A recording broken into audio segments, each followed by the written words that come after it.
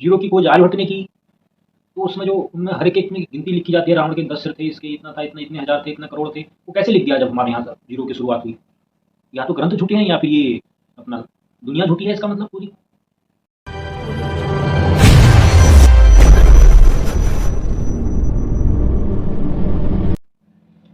सभी दोस्तों का सुनील बौद्ध ऑफिशियल चैनल पर स्वागत है। तो दोस्तों, कभी आपके दिमाग में यह बात आई कि जितने भी ऊंचे ऊंचे पद हैं, जितने भी पोस्ट हैं, जितने भी सरकारी पोस्ट हैं, उन सब में ब्राह्मण हैं और ब्राह्मण लोग पढ़े लिखे हैं। पढ़े लिखे तो आज के टाइम पे बहुजन समाज भी बहुत आगे तक पहुंच चुका है, लेकिन जब स्टार्टिंग थी हमारे देश की आज़ादी के समय, उसमें ज़्यादा ब्राह्मण पढ़े लिखे हुए थे। क्यों?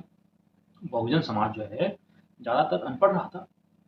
जैसे कि मैंने कल ही एक वीडियो पोस्ट की थी नालंदा विश्वविद्यालय के बारे में, तब लोग कई सारे कमेंट कर रहे हैं।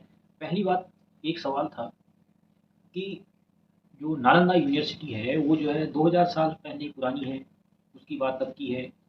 लेकिन जो हमारे महाभारत, रामायण, पुराण, इतने चीज़ें लिखी गई हैं वो हिंदी भाषा में लिखी गई हैं, संस्कृत भाषा में लिखी गई हैं, हमारी मातृभाषा संस्कृत रही है, ऐसी लोग बातें करते हैं।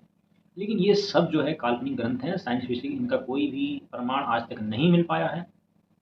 जो स्टार्टिंग में नालंदा यूनिवर्सिटी में, नालंदा विश्वविद्यालय में जो भाषा थी वो पाली भाषा थी। उस समय जो है पेड़ों की छालों में लिखा करते थे, पेड़ों की जो पाटियाँ बनाते थे उसमें लिखा करते थे, ताम्र पत्ते होते थे उनमें लिखा करते थे, कई ऐसी चीज़ें होती थी उनमें लिखा करते थे। और जो घर में जाकर अपनी हैंड राइटिंग सुधारना चाहता था लिखने के लिए, वो लोग मिट्टी में, ज़मीन में भी लिखते थे। उस समय ज़्यादा लोग दिमाग के बहुत तेज इसलिए होते थे क्योंकि उस समय लिखने का कोई भी हमारे पास कुछ ऐसा उपलब्ध नहीं था। तो लोग ज़्यादातर अपने दिमाग में सेट करके रखते थे हर चीज़ जो भी पढ़ाया जाता था उनको। आजकल तो जैसे बच्चे हैं, स्कूल भी जाना शुरू नहीं करता, उसको पहले कॉपी दे देते हैं लिखने के लिए, उस समय ऐसा कुछ भी लिखने का सुविधा नहीं था। तो इस वजह से लोग उस समय ज़्यादा बुद्धिमान हुआ करते थे। उस समय इंटरनेट नहीं हुआ करता, उस समय मोबाइल फ़ोन नहीं हुआ सकता था, टेलीविज़न नहीं हुआ करता था, आकाशवाणी नहीं हुआ करती थी। तो दोस्तों, आप ये बात समझ सकते हैं कि कहीं पर भी कोई घटना घटी तो हम जैसे लोगों को, आपको या गाँव में या दूसरे शहर में कैसे पता चलेगा? तो पहली बात हम कर लेते हैं भाषा की। तो भाषा जो है, जो इनके वेद पुराण लिखे गए हैं, जो रामायण महाभारत लिखी गई है, रामचरितमानस लिखी गई है, ये सब जो है उसके बाद लिखा गया है। इसका प्रमाण आज भी मिलता है क्योंकि उस समय कागज़ की शुरुआत भी नहीं हुई थी, उस समय गिनतियों की कोई शुरुआत नहीं हुई थी। जीरो की खोज आर्यभट्ट ने की।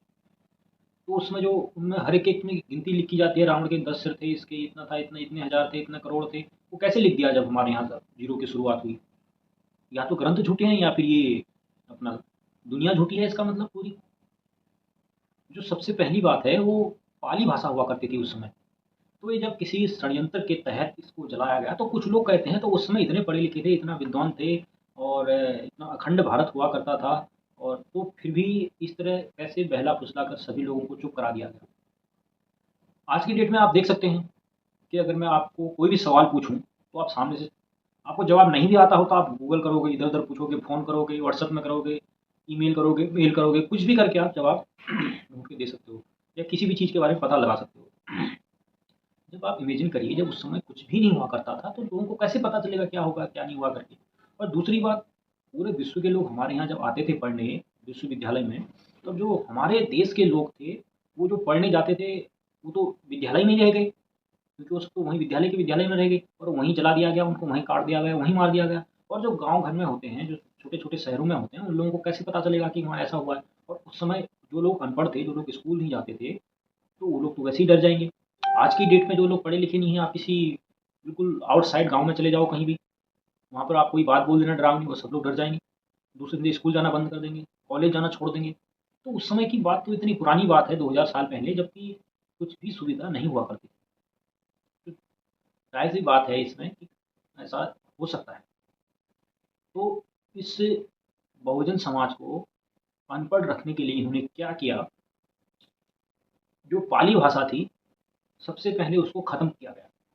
इन्होंने अपना अलग ही पाली भाषा को ट्रांसलेट करके संस्कृत भाषा बनाई गई, और संस्कृत भाषा बनाने के बाद इन्होंने फिर जाके वेद पुराण लिखे, उसी पाली भाषा को लेते हुए। वो वेद पुराण लिख के तो फिर इन्होंने फिर से उसमें मनुस्मृति को बनाया। जब मनुस्मृति को बनाया तब उन्होंने उसमें सारे नियम कानून लिखे कि जितने भी नीची कास्ट के लोग हैं वो पढ़ नहीं सकते, स्कूल नहीं जा सकते, उनको ब्राह्मणों की गुलामी करनी पड़ेगी, ब्राह्मणों की सेवा करनी पड़ेगी। तो इस तरह से इन लोगों को एक तरीके से गुलाम बना करके, इनको अनपढ़ रख के अपने फ़ायदे के लिए, अपनी सेवा के लिए, अपने काम के लिए, अपने घरों के काम के लिए इन्होंने ये सब षड्यंत्र रचा। इसी के चलते इस विश्वविद्यालय को भी जलाया गया और डराया गया, धमकाया गया। इसीलिए तो हमारे जितने भी बहुजन समाज के लोग हैं, जो निचली कास्ट के लोग हैं, कोई भी पढ़ा लिखा नहीं रहा उस समय। जो पढ़े लिखे थे, वो विद्यालय के अंदर ही मार दिया गया, काट दिया गया उनको। जब आप बताइए जो पूरे देश का ही नहीं बल्कि पूरे विश्व का सबसे बड़ा विश्वविद्यालय हो, अगर उसको किसी षड्यंत्र के तहत जितने भी देश के नौजवान थे, पढ़े लिखे थे, उनको काट दिया वहीं के अंदर ही अंदर, वहीं मार दिया, आग लगा दी गई। तो इतने बड़े स्थान को इस तरह का नष्ट कर दिया गया, तो छोटे-छोटे गाँव में, छोटे-छोटे शहरों में जो छोटे-छोटे विद्यालय खुले होते, वो तो डर के मारे वैसे ही बंद कर दिया होगा उनने। और फिर उसके बाद ये षड्यंत्र रचा गया। पहले भाषा को नष्ट किया गया, फिर गुलाम बनाया गया लोगों को, फिर उनको अनपढ़ रखने की प्रक्रिया चालू कर दी कि आप पढ़ नहीं सकते, आप स्कूल नहीं जा सकते, आपको ये अधिकार नहीं है। अलग-अलग तरह की चीज़ें ऐसी बना दी गई।